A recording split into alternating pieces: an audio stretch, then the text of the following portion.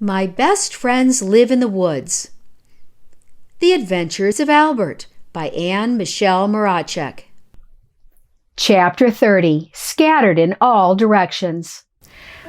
I wish I hadn't used the purple carrot in the wax, Albert said as he peered into the pantry. Well, don't be hard on yourself. Bluebell patted his shoulder as she stood behind him, her eyes also scanning the contents of the pantry. They did look beautiful. We were the only family with purple candles and our lanterns. Bluebell smiled at the memory. If it hadn't been for the purple candles, I probably wouldn't have met Benjamin, she continued. You don't say! Albert was intrigued. How so? He turned to Bluebell, glowing with a happy memory. Oh yes, everyone was talking about our purple candles. Tommy Red Fox saw them and mentioned them to Benjamin, who was in line next to him. So then Benjamin decided to take a look for himself. He saw me and walked up saying, "That is a beautiful lantern. Do you really have a purple candle?" And I smiled at him and said, "Why, yes. Would you like to see it?" And he stepped in line next to me and I held up the lantern for him to see. Then he said, "The candle light on your face is enchanting," and smiled, and our eyes met. Bluebell sighed. Wow, you really are in love, Albert smiled at his sister. How would you know? She teased. Albert blushed. No way, she gasped. Clara? She guessed. Albert nodded. We are promised, he confided. Does Mother know? Bluebell asked, searching Albert's face. Albert shook his head. Well, you better tell her. Bluebell was serious. I'm not even promised, she said, feeling a twinge of jealousy. Oh, I doubt you will get promised. You'll go straight to engaged, Albert said seriously. Do you really think so? Bluebell said with a tinge of sadness in her voice. Albert nodded. I just don't know what's taking so long, Bluebell confided. He probably wants things to be perfect. He's probably making plans. Albert tried to console her. Perhaps, she sighed. But about those carrots, I just don't see any more in the pantry. I guess we'll have to make a trip to Mrs. Rabbit and hope she has a piece left, or we will not have the purple ribbon you hoped for in the door wreath, Albert said as he was swinging the pantry door shut. You go, Bluebell said as she took off her apron and hung it on the wooden peg on the wall for that purpose. I am meeting Benjamin for lunch, she smiled. Of course you are, Albert teased. And take a couple of your brothers with you, Bluebell added as she moved toward the door, just to get them out of Mother's way, she said as she stepped out and closed the front door. Albert leaned back against the pantry door and sighed. Then he walked into the hearth room where most of his siblings were talking and playing games. Who wants to go with me to Mrs. Rabbit's? He called out. Oh, I do, Larissa said, putting down her brush. She had been playing beauty shop with her sisters, and they had been taking turns brushing each other's fur.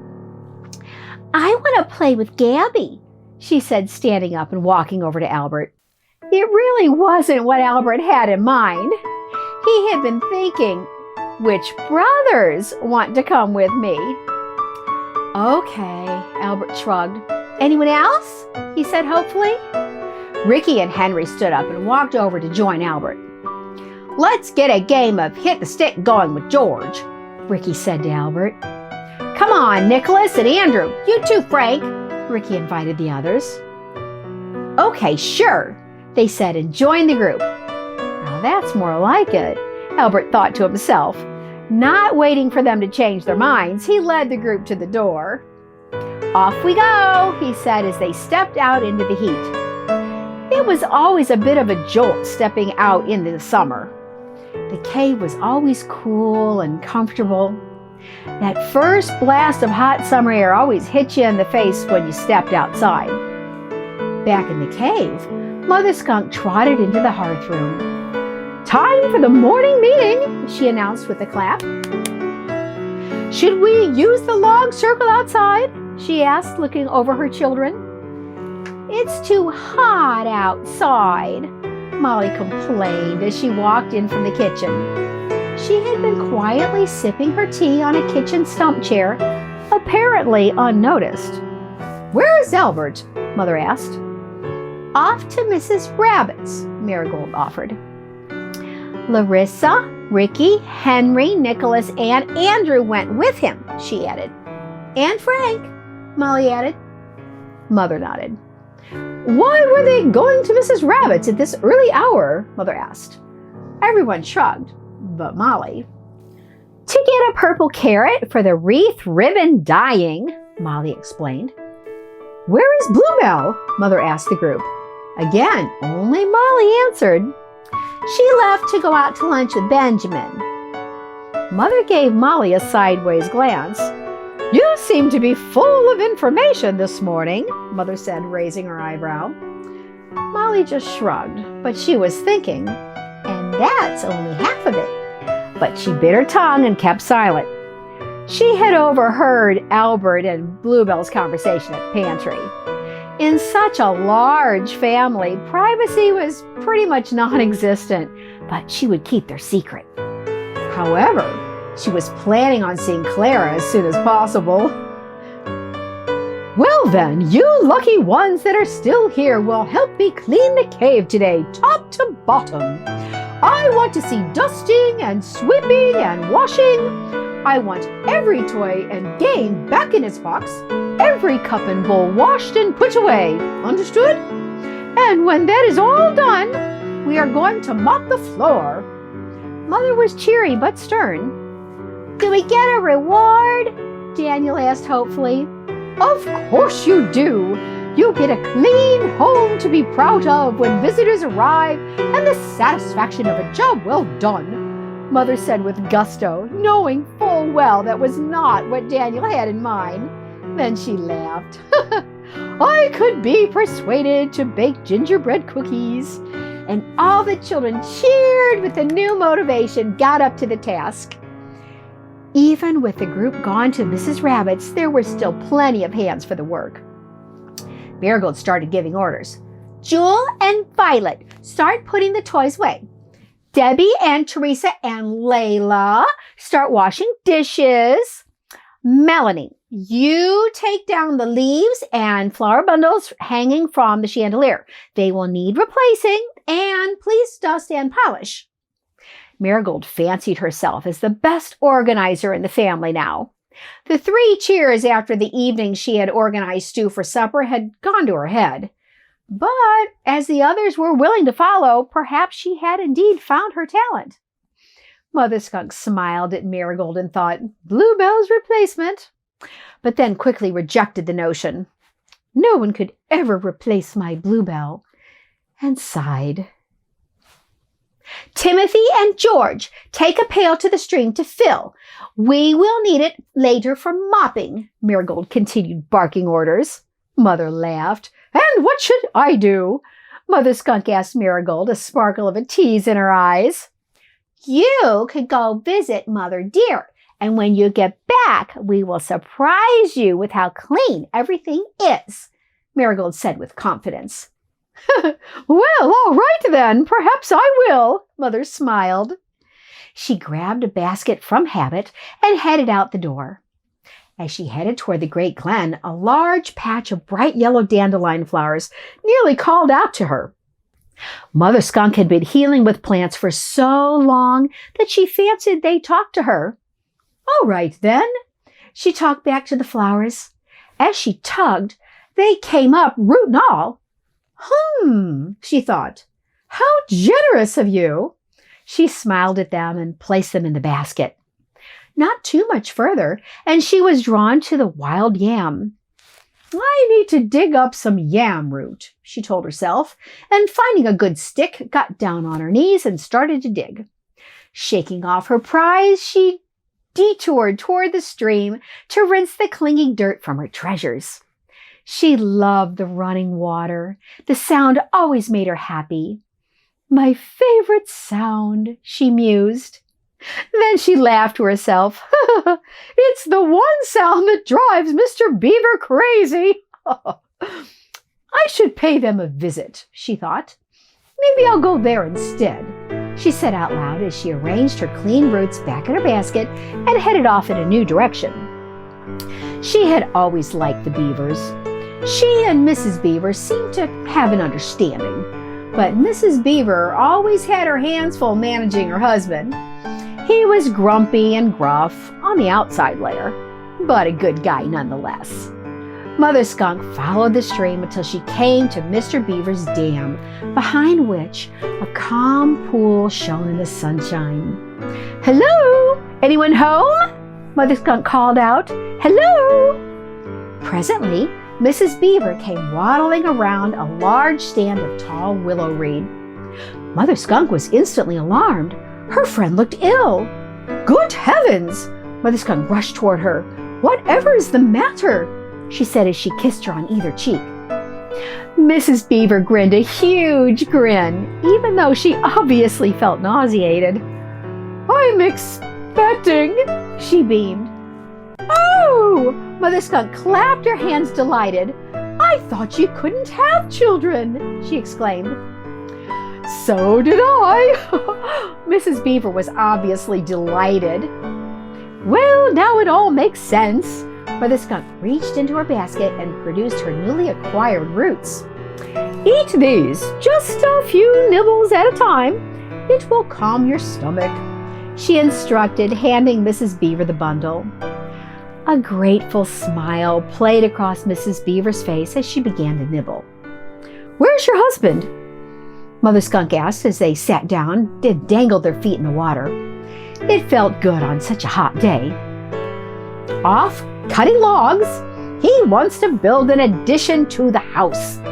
He thinks we need more room with babies coming," she added proudly. Mother Skunk nodded and reached over and patted her friend's knee. "Feeling better?" she asked.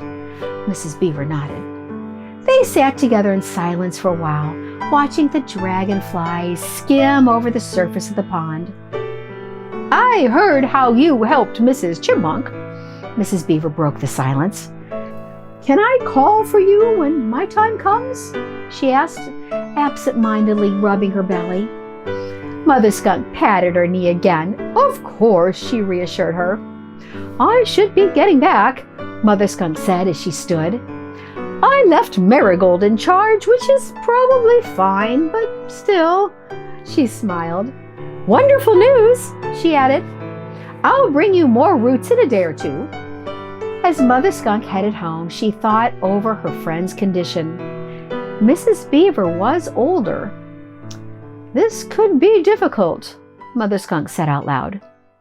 Meanwhile, Albert was leading the little parade toward Mrs. Rabbit's house at the base of the great walnut tree. The boys were enthusiastically planning their game of hit the stick. "You know, we should swing by and pick up Jimmy Squirrel," Albert said to the gang. "After all, Jimmy and I made up the game." The others agreed. Larissa scolded her brothers. "This is not about a stick game. We are supposed to be fetching a purple carrot." "So," Andrew fired back, "can't we do both?" "Well, I'm going to the rabbits. You can go get Jimmy on your own," Larissa said in a huff.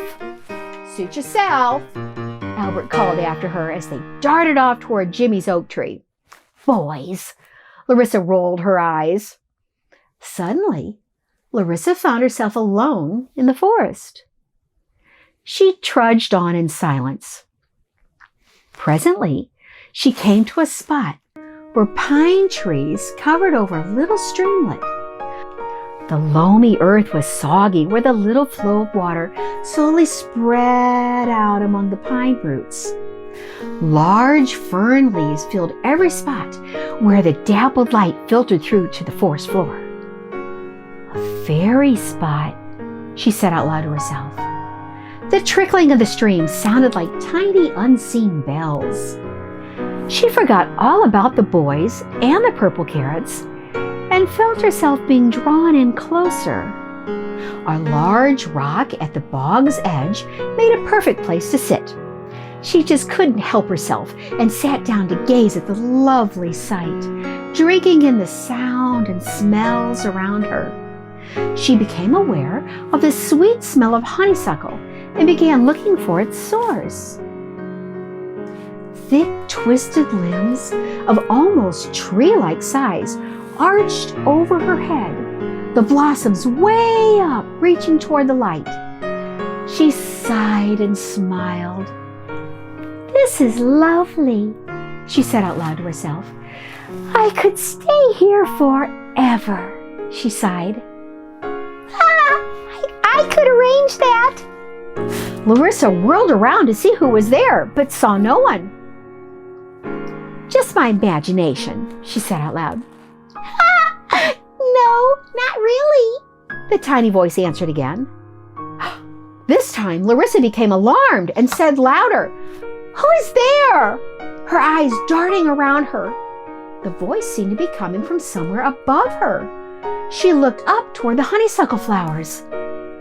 Gradually, she became aware of something blue, sparkling and flitting from flower to flower. "Are you a butterfly?" Larissa called up. As she watched, she began to see more clearly the ice blue of the wings and the form of a tiny girl with flowing blue hair. "A fairy!" Larissa gasped. She knew she should run away, but what she wanted to do was stay. I come here to sip the honeysuckle nectar," the beautiful blue fairy said as she flitted down from the canopy of flowers and perched on a smaller rock across the stream from where Larissa was sitting. The sight of her holding Larissa transfixed. "Why did you come?" the fairy asked as she plucked a piece of fern leaf and began twirling it through her long fingers. Larissa sat speechless, staring wide-eyed. "Can you talk?" the fairy asked. Larissa nodded her head. The fairy laughed. Then prove it!" She giggled, the sound of her laughter almost matching the tinkling of the stream. "I guess I came here to daydream," Larissa said honestly. The fairy nodded. "Then we are sister spirits," she said and smiled as she began running those amazingly long fingers through her flowing blue hair. "I'm Twinkle Blue." The fairy stood on a rock and did a formal little curtsy, the flower petals of her skirt bouncing. "I'm Larissa," the fairy nodded in response. "If you want to stay here forever, I can arrange it," the fairy repeated, almost absently. "Oh no!" Larissa responded in alarm. "I need to get to Mrs. Rabbit's and then back home." The fairy shrugged.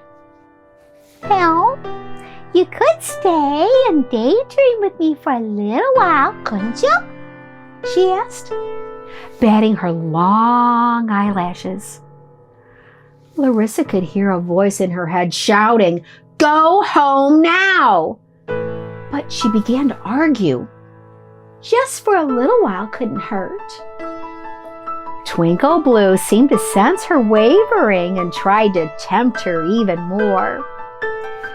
"See the crystal sparkles on the tips of my eyelashes?" she asked as she slowly opened and closed her eyes, turning her head side to side to better show them off. Larissa nodded. They were beautiful. "I could fix crystal dust to your lashes too. We could play beauty shop." Twinkle Blue seemed to know Larissa's weak spot, and the temptation worked. Larissa clapped for joy, forgetting the warning bells going off in her head. "You could do that?" she squealed. Twinkle Blue lifted off her rock.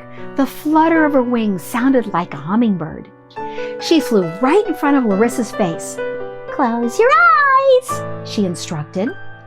The instant Larissa closed her eyes, she felt an icy cold breeze blow across her face. Okay, I'll open them, Larissa heard the fairy instruct her. As she did, she was aghast to see she was no longer sitting on her rock by the streamlet. Everything seemed blurry, sparkly, and out of focus. Where am I? Larissa cried out. What have you done? She began to cry. Gradually, her vision began to clear. It seemed she was still in the forest, but everything was altered. It seemed to shimmer and vibrate, and there were vibrant colors she had never seen before. Suddenly, Twinkle Blue was once again flitting in front of her. Come, look at your eyelashes in the stream, she said, darting toward the water, then pausing and looking back over her shoulder to see if Larissa was following. Larissa leaned over the water. Her reflection revealed her own eyelashes, now twice as long. They were just as blue as the fairies, and they too had the sparkle of crystals on the tips. Larissa gasped with delight. Let's go play! Twinkle Blue kept leading Larissa further and further into this new world, and she followed. What do you mean Larissa isn't here? Albert asked Gabby. She went ahead of us to come play with you, he explained at the bunny's front door. Well, she never showed up. She's such a daydreamer, George said. She probably got distracted, he added, and they all agreed. So, let's get this game of hit the stick going. Jimmy Squirrel was always impatient and raring to go. Nicholas stepped up. Just hold on a moment, Jimmy. First, do you have any purple carrots left? We just need a little to dye some ribbon for Mother. Oh, right, Albert nodded in agreement. Gabby stood thinking.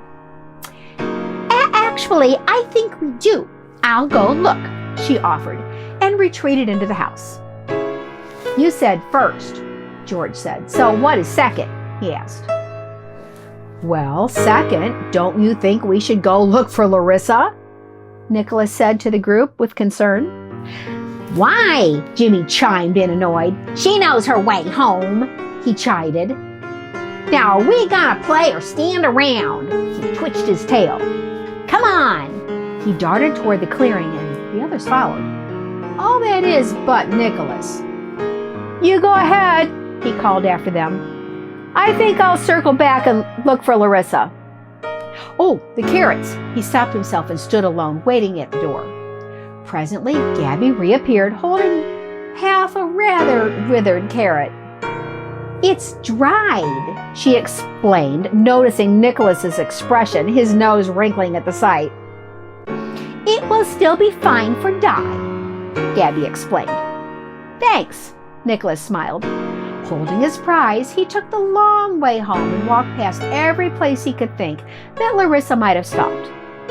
When he came by the stream where Larissa had been sitting, he thought he could hear her voice, very faint and distant, almost like a memory. He stopped and searched the area, seeing nothing. Shrugging his shoulders, he headed home to give Mother Skunk the carrot. Chapter 30. Scattered in all directions. Discussion and questions. Synchronicity. Life, as we experience it, is a chain of events. The choices we make set up a series of events, each dependent on the one before. Sometimes there are deeply meaningful coincidences which seem far too significant to be mere day-to-day encounters. They steer our lives in new directions that profoundly change the story of our lives. Seemingly small occurrences at the time, but when we look back, it is evident they were significant in redirecting our lives.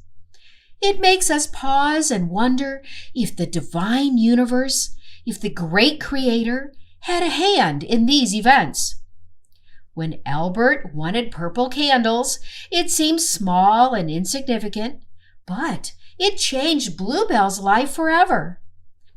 Marigold sent Mother Skunk out to visit the deers, but the plants she harvests redirect her to Mrs. Beaver, who needs those medicinal plants. Albert wants purple ribbons, which sets up events sending Larissa into the fairy realm. It takes the ability to reflect back on the events in your life and try to identify those pivotal moments that redirect your life's path. Question 1. Can you identify the synchronicities in your life? Question 2. Do you believe divine intervention played a part? I am the composer and performer for all the music in this video.